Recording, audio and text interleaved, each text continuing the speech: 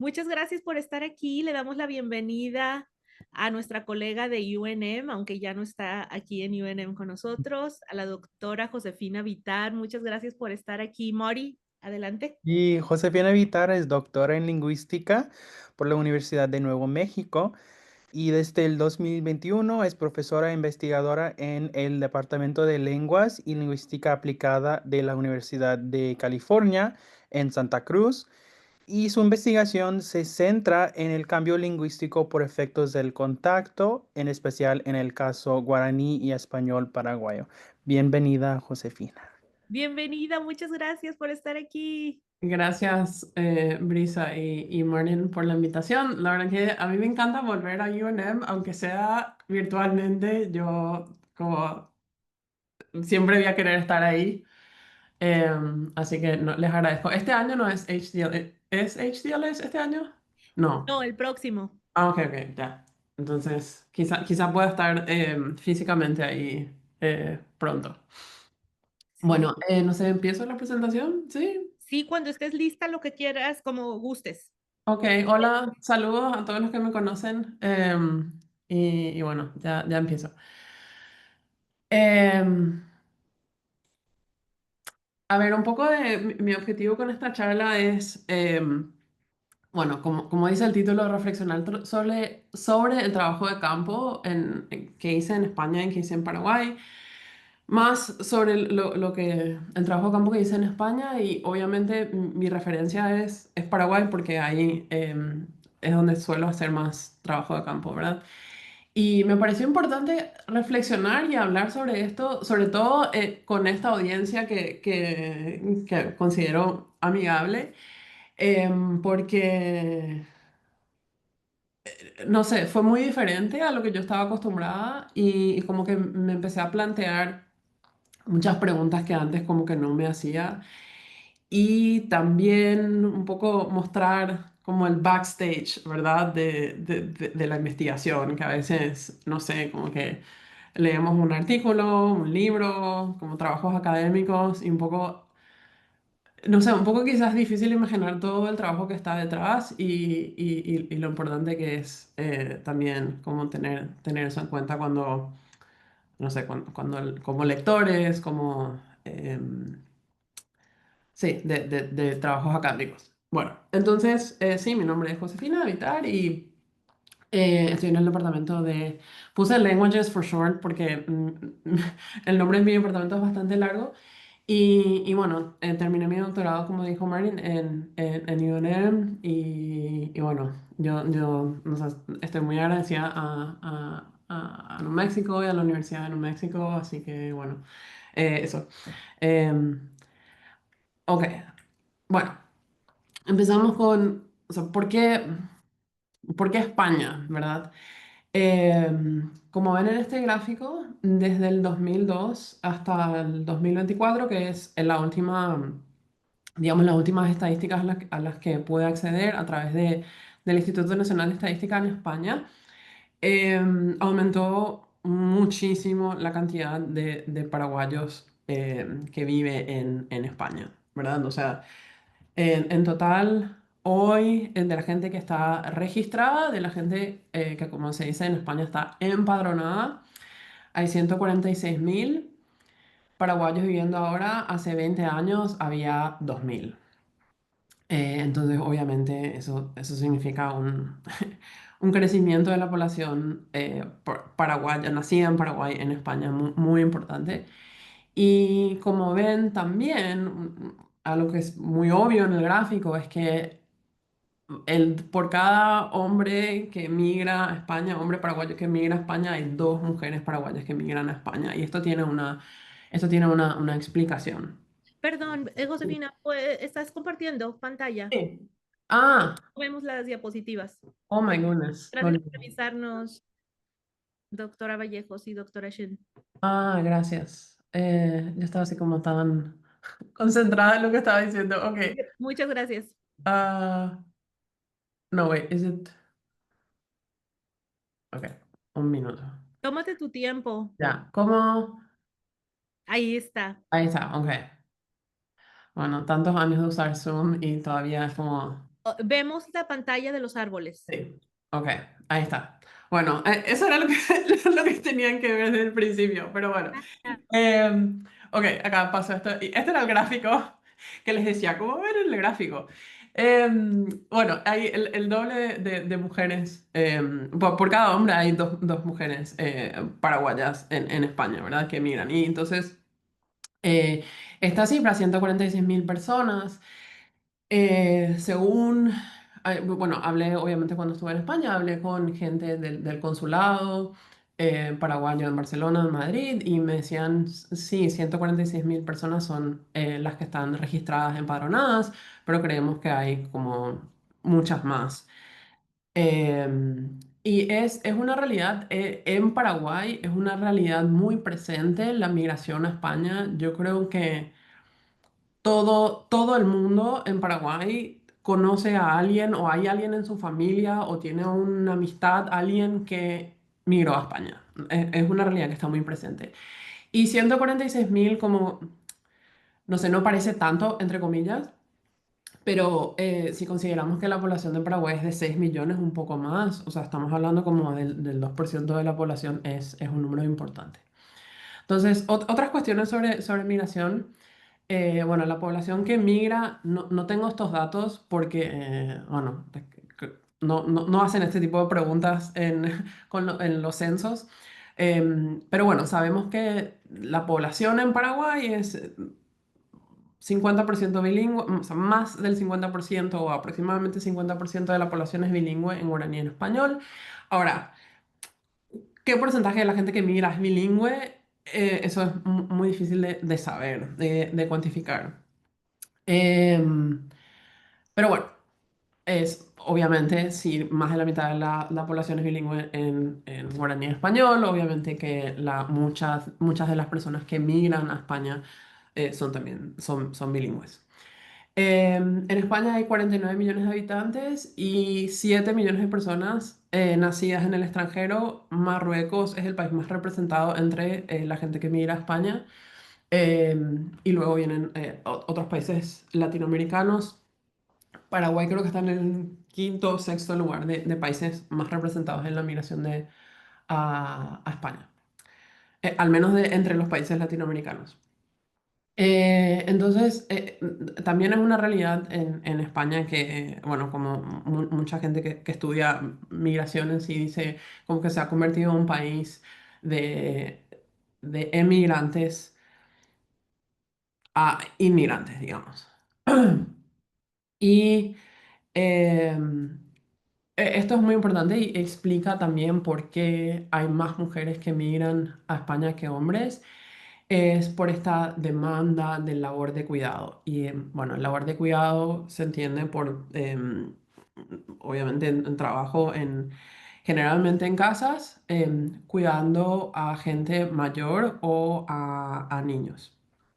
Y bueno, encontré esta estadística que el 80% de las mujeres, perdón, el 80% de las personas que trabajan, que hacen este tipo de trabajo en España son mujeres extranjeras. Y muchas de las personas a las que entrevisté, muchas mujeres a las que entrevisté, hacen este tipo de trabajo. Y bueno, España es como el nuevo destino de los inmigrantes paraguayos. Paraguay tiene algo como una característica interesante que un poco diferente a, digamos, a Argentina y Brasil, que son como países que tienen más una identidad más de inmigrante, digamos, un poco como en Estados Unidos, que como país de inmigrantes, qué sé yo, como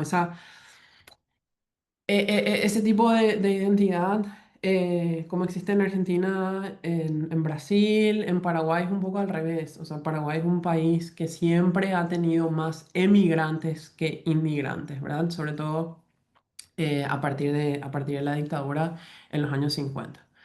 Y generalmente la persona que migra en Paraguay va a Argentina o históricamente ha ido a Argentina y ahora ya no es el caso. O sea, ahora la persona que migra el nuevo destino, digamos, de la gente que migra es España. Entonces, Desde el punto de vista lingüístico, porque es interesante esto. Bueno, creo que no les tengo que convencer de que esto es interesante lingüísticamente, pero algo que a mí, como, no sé, como que siempre me llamó la atención y claro, que siempre, y me acuerdo que esto dijo bueno, en clase la doctora Shin, que está acá, cuando alguien hace como que hay comentarios sobre, ay, pero ¿por qué la gente habla así? O cuando hay quejas, o cuando la gente, en general, digamos, habla sobre un fenómeno lingüístico, es como que ahí tenemos que prestar atención. O sea, acá está pasando algo interesante, ¿verdad? Si la gente se queja de, no sé, ¿por qué no sé, ¿por qué los chicos dicen goated? Eh, you know, eh, cosas así, es como que, hay algo que está pasando, ¿verdad? Y entonces, eh, obviamente hay algo que está pasando con el lenguaje lingüísticamente, con esta población, estas comunidades que migran de Paraguay a España. Les voy a poner un video de TikTok de un comediante paraguayo y lo que van a ver es, bueno, no les puse la transcripción. Pero bueno, van a ver, no van a entender lo que dice al principio porque hablan guaraní y luego van a ver lo que pasa. Solo les quería avisar que está hablando en guaraní al principio. Vai mamá, los gente que no lo avisan, no hablan más a la España, pero sí, a cuando tengo hay puro lanzamigas y el celular, a los que no voy de era este. Pero adelante con mamá, los que no porque ya me llegó a ese teléfono, y teléfono, no, porque nadie puede hacer más, no hay pavo, en donde la pero gente en la situación. Dale, mamá, los que no llegan a coger. Hostias, madre, que por fin me has cogido el móvil. Que estoy marca y no contestas. Claro, ayer quedé en llamarte y entonces cogí el móvil de mi compañera y te estoy marcando ahora. ¿Cómo has estado? ¿Cómo que he cambiado el tono de mi voz? Claro que no, madre. Este ha sido mi tono de voz siempre. Nada que ver. Joder, tío, ¿qué estás diciendo? ¿Cómo nada? No. ¿Qué estás haciendo? Mejor cuéntame. Claro, que te he dicho que he cogido tu móvil. Y por eso te estoy marcando. Hola, bueno. Ay, perdón. Ok. Bueno, ven básicamente de qué se trata no sé, como el clip cómico.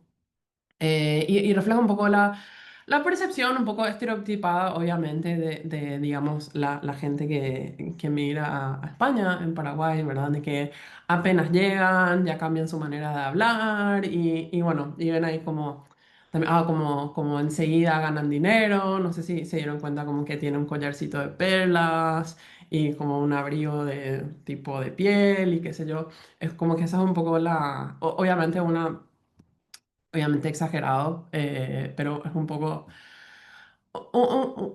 lo que se dice de la gente que migra, ¿no? Y esto es algo que siempre también se dijo de la gente que migra a España, como que enseguida empiezan con ya y cosas así, ¿no? Bueno, em, desafortunadamente. Y bueno, claro, mucha gente a la que entrevisté como que se queja un poco de esto, pero como que la gente como que cree que nosotros venimos acá y ya nos olvidamos de lo que significa ser paraguayos y como que ya como negamos nuestra identidad paraguaya y qué sé yo, y bueno, y justo hace esto creo que fue el año pasado. Este no es un clip como cómico que les voy a mostrar ahora. Em, es una señora que habla sobre, bueno, lo van a ver. Y bueno, esto fue un escándalo nacional. O sea, corrupción, narcotráfico, violencia, o sea, nada de eso fue tan escandaloso como este video de TikTok que les voy a mostrar. A ver, no, Vai, coma. Ay, es que ¿cómo hago para hacer? A ver, este no. Vai, coma. Ok, a ver, lo voy a arreglar. Y lo voy a borrar aquí.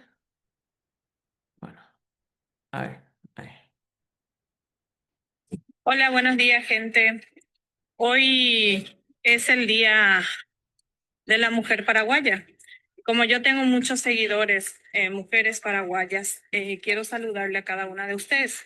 Feliz día, chicas, mujeres. Hola. Como yo ya no soy paraguaya, ya no tengo, eh, bueno, ya tengo la mentalidad europea, entonces ya no me siento paraguaya. Hoy quiero desearles feliz días a las mujeres. Les diría en guaraní, pero como ya he dejado esa mente campañera, me van a disculpar. Os felicito, guapas mujeres. Bueno, eso fue un escándalo, pero escándalo nacional. O sea, una paraguaya que va a España y que dice que ya tiene mentalidad europea y que ya dejó de lado, que ya no habla guaraní porque ya dejó atrás su mente campañera. Mente, o sea, campaña del campo, ¿verdad?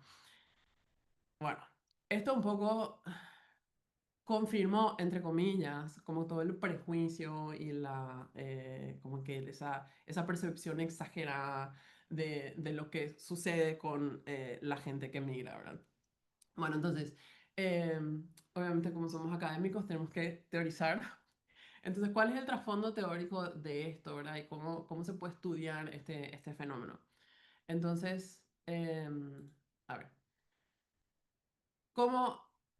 eh, bueno, como les dije, mucha de la gente que migra es bilingüe, entonces se me ocurrió que, bueno, podía estudiar el español por un lado y el guaraní por un lado, o sea, el español de la gente que migra y el guaraní. Entonces, tomando en cuenta el español, ¿verdad? Estamos hablando obviamente de cambio lingüístico por contacto, pero no necesariamente por contacto de lenguas, aunque sí, tenemos que tener en cuenta que en muchas regiones de España se hablan otras lenguas que no son el castellano, ¿verdad? El catalán, euskera, etcétera. Pero, digamos, en general hablamos de contacto entre dialectos. Y bueno, cuando sigamos contacto, ¿verdad? Los pasos que tenemos que seguir es, primero, establecer una base, un baseline, ¿verdad? Esto es muy importante.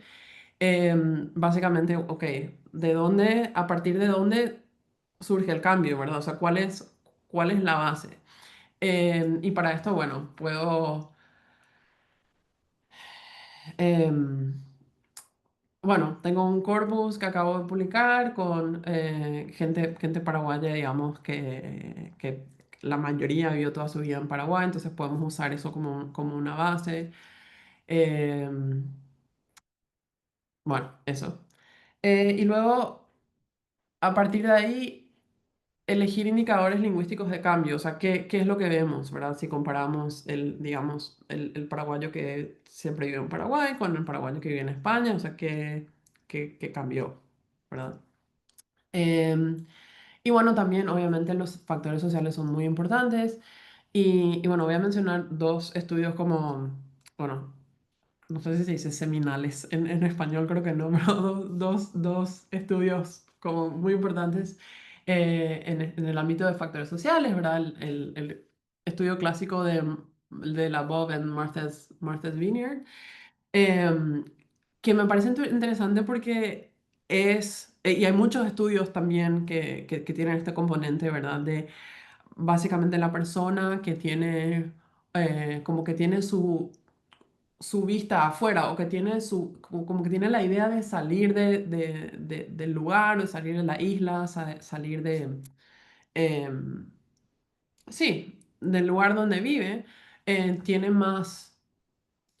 es más probable que cambie su manera de hablar, ¿no? Y la gente como que tiene cierto sentido como más de pertenencia, de identidad, de la comunidad no va a cambiar tanto su manera de hablar porque esa manera de hablar, entre comillas, conservadora, refleja su sentido de pertenencia.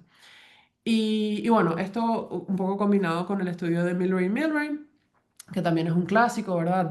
Bueno, de las redes sociales, ¿verdad? O sea, cuanto tenemos, las redes sociales son más amplias, o sea, hablamos con gente de distintas partes, en distintos lugares, hay más tendencia al cambio que si tenemos una comunidad como más cerrada. Entonces, le voy a dar un ejemplo que puede ser de indicador de cambio. En el caso del español paraguayo, bueno, sabrán quizá que en el español rioplatense, esto es algo que compartimos con los argentinos, es que no usamos poco, o sea, usamos poco o nada el, el pasado compuesto, el pretérito compuesto que sería como he llegado, ¿no? O sea, yo si digo que I arrived, no sé, como que llegué a un lugar, voy a decir llegué, no voy a decir he llegado. Bueno, no sé, bueno, creo que casi todos me conocen, pero yo soy paraguaya. Entonces yo como que también es una ventaja, digamos, para identificar cambios, porque digo, a ver, yo no diría eso de esa manera, o yo no conozco a nadie que hable así, y qué sé yo, como que sirve un poco también para, em, como para pescar esos indicadores de cambio. Em, a ver, no sé si... A ver, vi comentarios. Ok. Em, En fin, y lo más obvio es el vosotros, ¿verdad? Que se usa en España, en el latinoamericano. Y en el caso de Paraguay también otro pronombre sería el vos, que en Paraguay usamos vos y en España se usa tú. Entonces eso podría ser un indicador también. Ok, y para el guaraní me interesaba más indagar en el mantenimiento, ¿verdad? En el si existe desplazamiento, o sea, lo que conocemos en inglés con language shift, y cuál es el uso, ¿verdad? Si la gente que mira a España sigue usando guaraní, y si les habla en guaraní a sus hijos también, si es que tienen hijos, ¿verdad? Entonces, acá los pasos serían elaborar preguntas sobre el uso y también hablar de factores sociales. Un estudio que me gustó mucho para esto es el de, bueno, creo que en alemán es Stössel, 2002, que tiene, bueno, a mí me encantan los apéndices de los artículos y en el apéndice tiene como un cuestionario muy, bastante detallado de los usos de distintas lenguas en comunidades migrantes. Entonces, mi pregunta de investigación, digamos, en general es, ¿qué factores sociales favorecen el cambio lingüístico en el español de los paraguayos de España? ¿Y qué factores sociales favorecen el mantenimiento del guaraní en los paraguayos en España? Son preguntas como súper amplias y eso era más o menos lo que me guió en mi trabajo de campo. Y mi hipótesis, un poco question mark, ¿verdad? Era, digamos, basándome en los estudios que hay sobre digamos, la relación entre la identidad y el cambio lingüístico, el sentido de pertenencia y el cambio lingüístico fue esta, ¿verdad? Cuanto más fuertes sean las redes sociales paraguayas y mayor el sentido de pertenencia, ese sentido de como de identidad paraguaya, va a ser menor el cambio lingüístico en el español de las personas y también va a ser mayor el mantenimiento del guaraní. Entonces, bueno, un poco con esto en mente, viajé a España el año pasado, estuve 3 meses entre Barcelona y Madrid, y que es donde hay, o sea, la ciudad donde hay más inmigrantes paraguayos es Madrid, la segunda es Barcelona. Em, entonces, ¿cómo dice para reclutar participantes? Bueno, ¿cómo se dice? Bola de nieve, nuestra mejor amiga, la bola de nieve en el trabajo de campo. Usé muchísimo WhatsApp. Eh, WhatsApp fue mi otro mejor amigo en el trabajo de campo. Yo creo que nunca usé tanto WhatsApp en mi vida. Em, y bueno, básicamente lo que hacía era, no tienen que leer eso, básicamente lo que hacía era escribir y decir, bueno, me presentaba y ¿de dónde sacaba estos números? Como les dije, todo el mundo en Paraguay conoce a alguien que vive en España. Y entonces pregunté a mis familiares, a mis amigos, ¿conocen a alguien que vive en España, que quizá le gustaría participar en una investigación? Y bueno, me iban pasando números y entonces yo me presentaba. Em, Creo que esto es muy, o sea, no tienen que leer todo, pero esto es importante. O sea, yo me presentaba como paraguaya y, digamos, por una cuestión de solidaridad. Eh, y, y también porque tenía la idea de que si yo les decía, bueno, me presentaba como paraguaya desde un principio, que ellos iban a querer, digamos, esta gente entrevistada iba a querer hablarme a mí como, como paraguayos, ¿verdad? Que iba a tener un efecto, digamos, en su manera de hablar conmigo. Eh, entonces, también envié formularios, se les voy a mostrar en un ratito cómo era el formulario. Imprimí volantes, llevé esos volantes a asociaciones de paraguayos, comercios de paraguayos, consulados, restaurantes, etc. Em, Acá esto era como un formulario, yo les ponía ahí, les pedía su nombre, cómo les podía contactar, dónde vivían y bueno, y qué día les quedaba bien, qué sé yo. Y bueno, este era mi humilde volante, mi flyer, ¿verdad?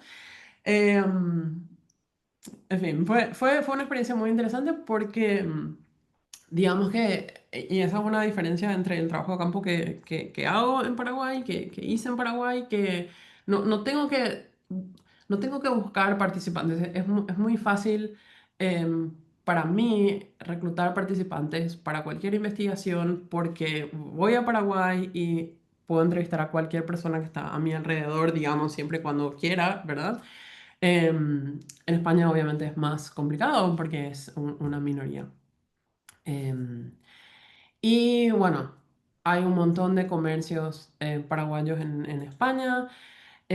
Bueno, este es un restaurante, por ejemplo, al que solíamos ir. Esto fue muy loco. Un día estaba caminando cerca de donde me estaba quedando en Barcelona y no sé, fue la última semana que, no sé, estaba caminando, creo que me fui a comprar pan y veo esto como una bandera paraguaya. Y lo que más me llamó la atención es la otra bandera que es esta, que es la bandera de Luque, que es una ciudad eh, en Paraguay. Dije, ¿qué? Y bueno, me presenté, luego terminé entrevistando al señor del negocio y qué sé yo. Pero sí, hay como, si uno presta atención, hay como mucha presencia paraguaya en Madrid y en Barcelona. Y algo que me pareció brillante, que resultó no siendo brillante, fue que yo decía, bueno, ¿cómo nos identificamos los paraguayos? Esta es una de las preguntas que les hacía a mis entrevistados, es ¿cómo nos identificamos los paraguayos? Obviamente, bueno, por el guaraní, por la manera de hablar, mucha gente me decía, y también por el termo. O sea, este es el termo típico de Tereré, ¿verdad? Esta es la guampa, que es el mate frío que tomamos los paraguayos. Entonces yo dije, bueno, con me voy a ir con mi termo y mi guampa, voy a caminar por Madrid y por Barcelona y la gente se va a acercar a mí a decirme, vos sos paraguaya. No fue tan así. Em, y además era pesado, qué sé yo, no, yo pensé que iba a ser una técnica para reclutar participantes súper exitosa. No, no tanto. Pero bueno, eh, en fin. Bueno, ahora, la logística del encuentro con los participantes también, esto es algo que tuve que aprender y que fue muy diferente a Paraguay, cuando me entrevistas en Paraguay. En Paraguay, la gente que dice, sí, sí, sí, venía a entrevistarme, qué sé yo, siempre me dice, venía a mi casa. O, digamos, traducción a tú, ven a mi casa. En España casi nadie. Entonces, esa parte de la logística de encontrar un lugar donde yo pudiera grabar las entrevistas, eso significa que fuera un lugar eh, quizá público, pero también silencioso. Fue muy, no digo difícil, pero fue un trabajo extra que no había considerado. Entonces, eh, al principio tenía un poco de miedo de invitar a la gente a mi departamento porque era gente que yo no conocía. Finalmente dije, bueno, ya, o sea, todos eran como conocidos de conocidos, así que al final como que, y eso salió muy bien y esto fue muy importante que mi departamento estaba como en ubicaciones de fácil acceso, de ubicación de fácil acceso. Me hice amiga de los centros cívicos, sobre todo en Barcelona, como centros de la ciudad que tienen como salas de teatro, tienen oficinas y que uno puede ir y reservar y usar. El consulado paraguayo en Barcelona me prestó una oficina. Usé también espacios de coworking.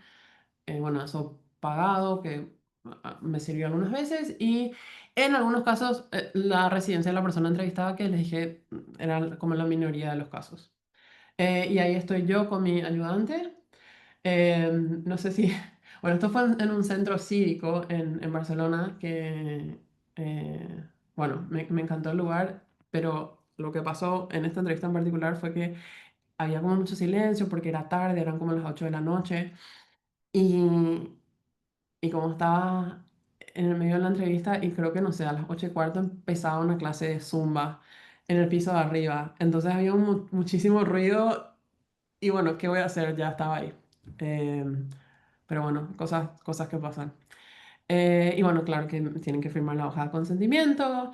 Y bueno, como compensación, les da una tarjeta de regalo. Y esa fue una estrategia que me pareció em, como bastante efectiva porque la gente no quería aceptarme ningún tipo de compensación. Todo el mundo, literal, todo el mundo me decía, nosotros hacemos esto para ayudarte y no queremos nada a cambio. Y yo, no, pero como no es, no sé, como que un token of appreciation, como se dice en inglés, y nada más. Y entonces la tarjeta de regalo era como un método menos agresivo que el efectivo, por ejemplo, ¿verdad? Que cash, que billetes.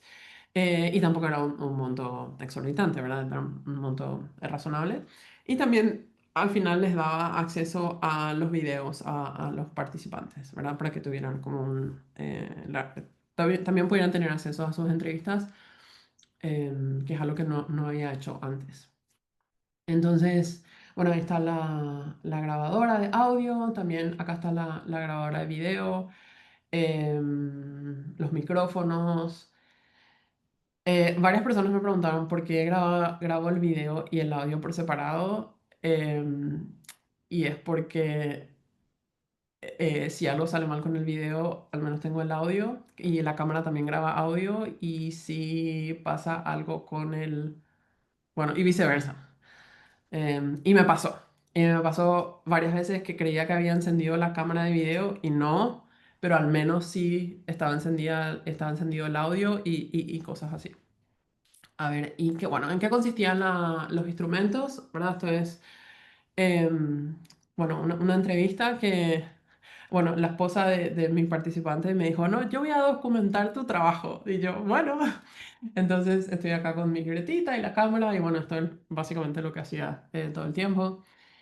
Y hice una entrevista sociolingüística en el sentido de que las entrevistas sociolingüísticas saben que es como más, digamos, se habla de lo que el participante quiere hablar porque quizá no interesa tanto el tema como el contenido como la forma, pero sí trataba de hacer estas preguntas guía. ¿Tuviste que adaptarte a la forma de hablar o la manera de interactuar en España? ¿Estrategias para aprender? Esta pregunta fue muy importante, me dio mucha perspectiva. ¿Qué dice la gente de tu forma de hablar en España? Y esta pregunta no la hacía, o sea, la hacía en dos partes. Primero, ¿qué dice la gente de tu forma de hablar en España? Y qué dice, o sea, en España, ¿qué dice la gente de tu forma de hablar? Y luego en Paraguay, ¿qué dice la gente de tu forma de hablar? Eso me dio mucha información, mucha perspectiva.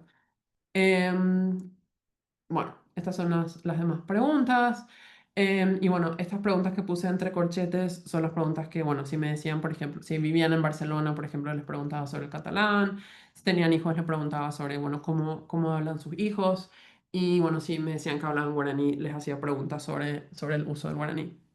También usé el BLP, ¿verdad? El Bilingual Language Profile, lo adapté un poquito, obviamente, a los idiomas y también, también agregué unas preguntas que comparaban como el uso, sobre todo del guaraní, antes de emigrar y, digamos, ya en España. Y les pedía que me lean unas oraciones para tener como como, ¿cómo se dice? Como una referencia de comparación. Em, bueno, ahí estoy yo haciendo el ridículo. Eh, esto fue en un evento en Barcelona que me invitaron, que iban a hacer una demostración de danza paraguaya. Y era una demostración interactiva, entonces, bueno, una de las, bueno, en danza paraguaya hay, como tradicionalmente ponen cosas en la cabeza, como cántaros, botellas y qué sé yo. Ahí ven, por ejemplo, hay una chica ahí con una botella. Em, y bueno, entonces estuve yo ahí, como les digo, haciendo el ridículo porque yo soy paraguaya, pero danza paraguaya, danza en general, no, cero. Em, entonces, bueno, digamos, repensando mi hipótesis, ¿verdad? Que cuanto más fuertes sean las redes sociales, mayor sentido de pertenencia, menor el cambio lingüístico.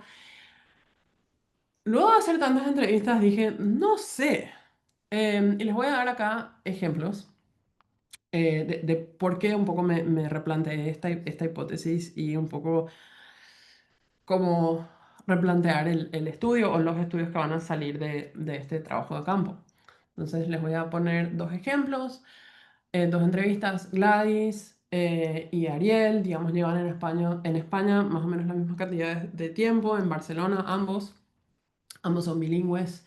Y bueno, les voy a mostrar ahora a Gladys. Entonces, ok. Y se pueden fijar en Gladys, se pueden fijar en eso que les dije, llegué, he llegado, por ejemplo. Y bueno, van a notar también algunas características del español peninsular que, bueno, que son un poco como muy salient, ¿verdad? Muy obvias. Soy muy, en ese sentido yo soy muy folclórica, ¿verdad? Em, pero es que, claro, yo en mi casa todos somos nosotros así. De hecho, mi hijo baila conmigo. O sea, él estuvo luego en una danza, en un elenco de danza en Paraguay. Viajó por muchos sitios con la danza y luego cuando vino aquí, pues él está con los jóvenes y lleva también bailando desde que ha llegado. Ok. Se refiere a como les digo, ella forma parte de este elenco que les mostré la foto de danza paraguaya. Continúa. Entonces, y en primaria y en el campo hacemos de todo. Entonces, siempre he bailado. Pero claro, haciendo un elenco nunca. O sea, me integré aquí. Me integré aquí. O sea que vos ya venías con el baile desde allá. Sí, yo ya venía con el baile desde casa. Ya. Ya. Con el baile y el guaraní. Me pareció muy interesante que ella dijera y el guaraní, como que, eh, porque yo no le había preguntado sobre eso todavía en ese momento. Sí, a mí me es muy fácil el guaraní.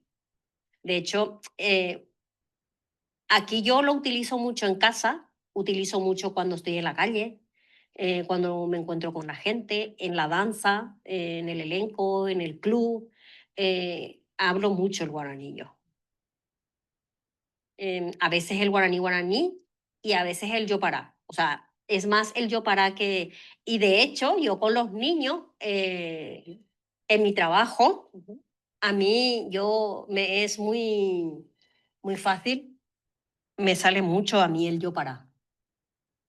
Okay. O sea, se dieron cuenta a lo que me refería cuando decía como esa característica obvia del español peninsular es la interdental, ¿verdad? Muy fácil. Ok, dice también, he llegado y he bailado, ¿verdad? Digamos, en Paraguay, en esos casos se diría llegué o bailé, siempre bailé. Sería como lo más prototípico. Y luego ahora nos enfocamos en Ariel. Ariel es una persona muy interesante, muy fascinante. Fue una de las primeras personas que entrevisté y bueno, van a ver por qué. Bueno, ahí. Y vos tuviste que adaptar un poco tu manera de hablar O No, Ay, perdón. y vos tuviste que adaptar un poco tu manera de hablar. O no. la- Yo creo que siempre hablé así. Y esta vez que fui a Paraguay tampoco es que, no sé, tampoco se me notaba mucho. Bueno, he intentado hablar más en guaraní por si acaso se me escapaba cosas. Hablaba más en guaraní que en español. Justamente por para que no me digan que se den cuenta de que, no sé, igual, yo no sé si vos te das cuenta que se nota algo de diferencia o no. ¿Notas algo de diferencia o no? bueno, no sé cómo hablabas hace 20 años. No, yo creo que igual, no sé, yo creo que igual, no sé. Y dijiste que hablabas más en guaraní esta vez que te fuiste, Sí. para que, por si, para que No, porque de repente se te escapa cosas, yo qué sé, algunas frases que dicen por aquí, entonces se te escapa. Pues entonces para evitar eso y como me decían, tienes que cuidarte de esto cuando estás por la calle, que de esto, pues para eso entonces hablaban guaraní. Cualquier cosa hablaban guaraní, no hablaban español. ajá, de cuidarte de Más que qué. nada por seguridad, yo qué sé. Ah, No sé, por ejemplo, me paraba la gavinera y le hablaban guaraní, no le hablaban español. ah. Cosas así, porque me dicen, Ay, perdón. Les quería decir que la caminera es la policía como de las rutas, como Highway Patrol, creo. Sí. Ah, no sé, por ejemplo, me paraba la gavinera y le hablaban guaraní, no le hablaban español. ah, Cosas así, porque me dicen, igual te ven que hablas un poquito de esto y ya te van a buscar el del esto. Me dicen, pues vale, pues entonces guaraní y ya está. ¿te van a buscar qué? Yo que sé, que igual como te van a querer quitar algo, que te falla esto, que te falla para quitarte dinero, lo que sea, ¿sabes? Ujú, Cosas así. claro. Y si creen que sos extranjero, Por eso, que bueno, que no sé que sea, no sé que sea extranjero, pero al del esto ya se nota que no vivo yo, lo que sea, yo qué sé. Pero bueno, me habían dicho que me cuide de cosas que... Y nada, para evitar eso, pues en guaraní. Ok. Em, bueno, me pareció muy interesante entrevistarle a Ariel porque, bueno, como vieron, este es un clip, no sé, son 2 minutos. Me dice como que yo siempre hablé así, em, pero luego dice, cuando voy a Paraguay, trato de hablar guaraní porque no quiero que se me note que no vivo ahí. Eh, que me parece muy interesante. Bueno, entonces, reformulando preguntas e hipótesis. Como vieron, estas dos personas, em, bueno, no les di mucha información sobre estas personas, pero hablando con ellas, con sus resultados del PLP, Ariel está casado con una paraguaya, em, no está tan metido con la comunidad paraguaya como Gladys. O sea, Gladys es prácticamente una activista de la comunidad paraguaya en España. Y ambos tienen un sentido de pertenencia importante, em, digamos, casi opuesto al TikTok de la señora que fue cancelada en Paraguay. Y aún así, en esos 2 minutos, seguramente ustedes se habrán dado cuenta también como que hay muchos indicadores de cambio lingüístico. Y están hablando conmigo, ¿verdad? Que ya, como les dije, yo me presenté como paraguaya todo el tiempo, como que estoy un poco reforzando y haciendo obvia mi identidad paraguaya para que mi- el efecto, digamos, que quiero tener es que se sientan cómodos hablando conmigo como paraguayos, ¿verdad? Entonces, un poco mis preguntas o mis hipótesis que estoy pensando es que en estas personas bilingües, o sea, estas son dos personas bilingües, que quizá como el guaraní es su principal marcador de identidad. De hecho, si se fijaron, yo no había mencionado el guaraní, ellos como que lo sacaron a colación. Entonces mi idea más o menos como inconscientemente es conservo el guaraní, entonces tengo más libertad para cambiar mi español, porque mi sentido de pertenencia, y obviamente que esto de manera como subconsciente, ¿verdad? mi sentido de pertenencia está mucho más vinculado al guaraní que al español. O la otra explicación, digamos, esta explicación por frecuencia que nos encanta en New Mexico, si el efecto del español peninsular es mayor en las personas bilingües que en las personas monolingües por afianzamiento, o sea, por entrenchment, porque al fin y al cabo, para las personas bilingües, digamos, sus ejemplares están divididos en guaraní, entre guaraní y en español, y para las personas monolingües es como que es solo español. Y también, bueno, es un poco complicado considerar clase social, pero mi idea es que si el cambio lingüístico está asociado a como gente de clase social baja, media, entonces, que tiende a ser más bilingüe que la gente de clase social media alta.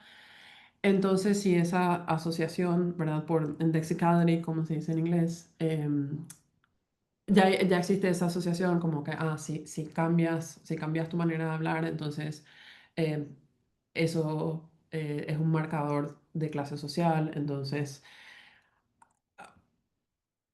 para gente de clase social media alta que migra, es también, hacen esa asociación y eso representa una resistencia al cambio. No sé si lo expliqué bien, pero eso es un poco lo que estoy pensando. Y un poco las consideraciones éticas. em, y esto, Ariel me hizo pensar mucho en esto, porque si se fijaron, él me hace esa pregunta: ¿vos notás que yo hablo diferente? Y es una pregunta que me hizo no mucha gente, pero la cantidad suficiente para hacerme pensar. A veces era durante la entrevista, a veces después de la entrevista me decían, ¿me podrías decir si yo no hablo como paraguayo? ¿O cómo evalúas vos, que sos la experta, mi manera de hablar? Y me di cuenta que la mayoría de las personas quiere sonar como paraguaya, o sea, no, no quiere, digamos, que yo les diga, y tampoco, no sé, es como decir, no, pero sonas más como español o sonas más como argentino, o tu acento no suena paraguayo, porque no es como,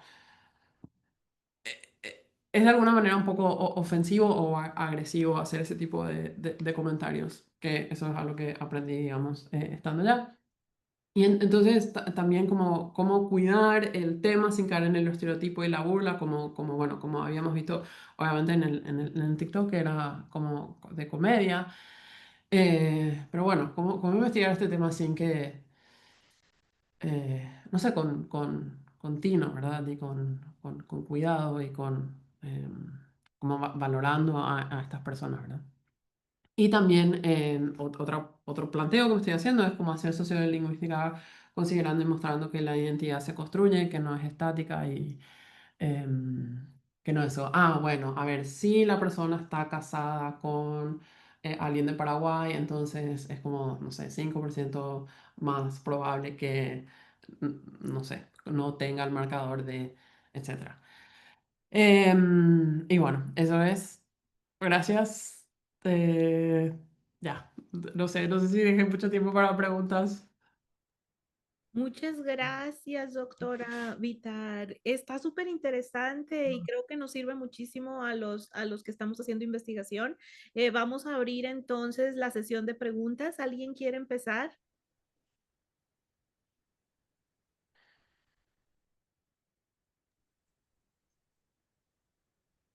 Adelante, si alguien tiene cualquier pregunta. Adelante, doctora Vallejos. Hola José, qué lindo verte, gracias por la charla Igualmente. y hola a todos. Em, pues muchas cosas interesantes has dicho hoy y más bien nada, quería saludarte y decirte que es un trabajo muy bonito, diferente.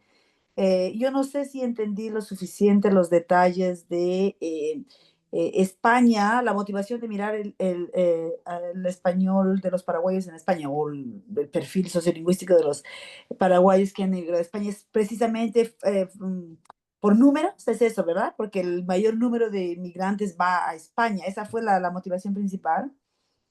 Y una de las cosas que yo he notado cuando mostraste los datos, las entrevistas de estas dos personas, es que es los factores fonológicos parecen súper presentes, mucho más que los morfosintácticos. Yo no sé si los estás mirando como en su globalidad, es decir, todos los factores que emergen los voy a mirar, ¿verdad? Bueno, varios factores fonológicos. Y en ese caso, por ejemplo, Ariel, lo que estaba tratando de hacer es como que de repente, en su deseo de emplear, de acomodarse más a la variedad española, está haciendo como overuse de las interdentales, incluso en situaciones en las que no se usan, ¿verdad? Un montón de S las está haciendo como interdentales. Está como el overuse sería otro indicador para mirar, ¿verdad? Si quieres mirar en torno a funciones morfosintácticas, también los conectores. Es muy saltante, evidente, los Pues, conectores, ¿verdad? En un caso, la señora dice, por ejemplo, verdad, y con su R, con su rótica, ¿verdad? ¿Verdad? Entonces, en el otro caso dice, vale, que es mucho más ibérico. Entonces, conectores, variables fonológicas, sería como tratar de organizarlos en una serie de escala de awareness, de escala de qué cosas ellos tienen control, más o menos, ser mucho más claro, y qué cosas ya se les escapa, se les sale, ¿no? Para ponerlos más en la escala de awareness, que tanto ellos lo manejan, ¿no? Más o menos por ahí. Pero me encantó tu charla y ya después charlaremos tú y yo. dale, gracias, profe. Em, no, de hecho, de hecho, bueno, escribí un abstract para, no para, o sea, quise hacer esta charla más como sobre lo que estoy pensando porque sé que es el público correcto. Una de las preguntas que hago es cuáles son las diferencias que notas entre el español de aquí, ¿verdad? De España, y el español paraguayo. Y ahí eso me gustaría cuantificar. ¿Qué dicen las personas? Eso de llegué, he llegado, vale, o sea, todo el mundo dice, vale es lo primero, tú, vos la interdental y eso que dijiste de como el overuso, el sobreuso de la interdental es una crítica que incluso entre paraguayos se hacen ahí en España, como que hay esta gente que viene acá y que quiere usar la fa, fa, fa y usa fa, fa, fa donde no tiene que. Cosas así. Eso está como muy presente, entonces se dice saliente, no, salient, ¿verdad? Muy en las comunidades, ¿verdad? De ahí entre los paraguayos en España. Y sí, es mi primer proyecto, digamos, o el primer artículo que quiero escribir sobre esto, con estos datos, es sobre language awareness, ¿verdad? ¿Qué es lo que las personas dicen? Esto es diferente. O esto tuve que cambiar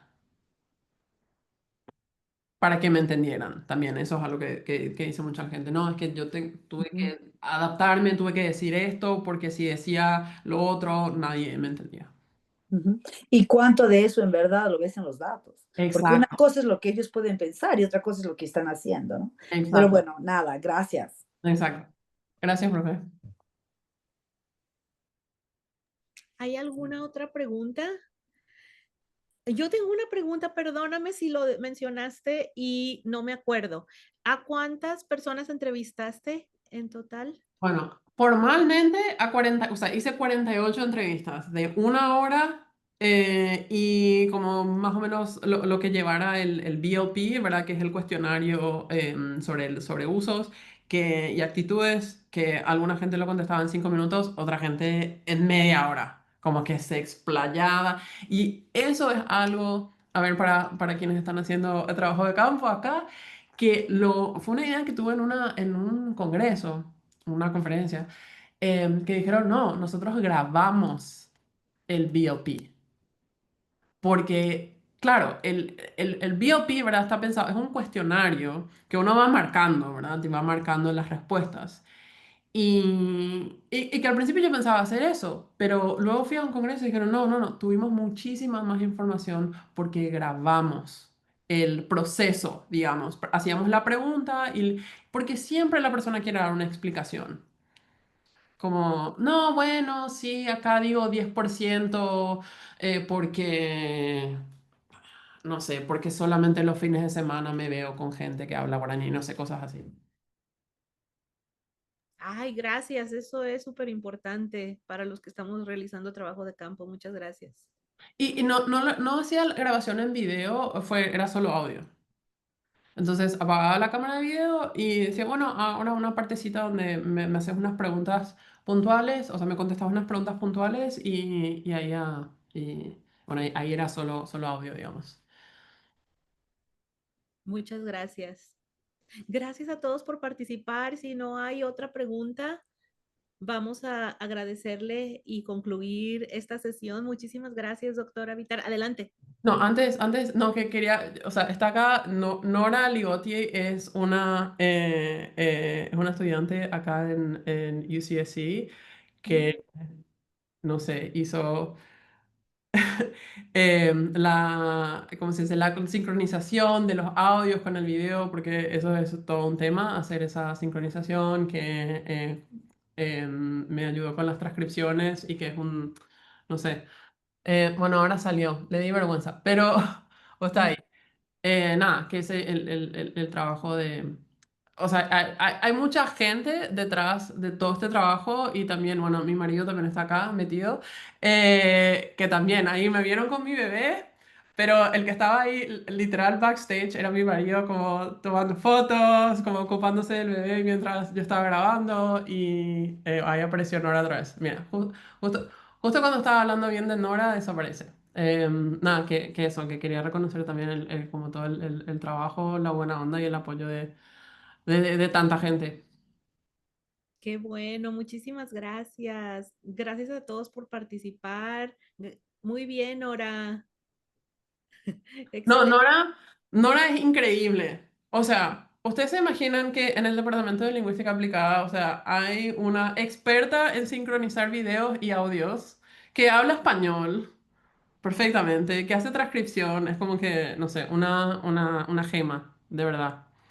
Y nada, y eso, espero que tengan sus gemas y su gente que los apoya también. Ay, ojalá. Muchísimas gracias, súper interesante. Ya te queremos leer sobre... Ay, no, no. Bueno, sí, sí, ya. Muchas gracias. ¿Alguien más tiene algún comentario? Y si no, les recordamos que dentro de 2 semanas el doctor Pablo Requena va a estar en Spanish Series. Les voy a pasar el volante también y la información para que nos acompañen. Muchas gracias a todos. Gracias, Josefina. Gracias, Anita. Un Gracias. abrazo a todos. Muchísimas gracias. Chao.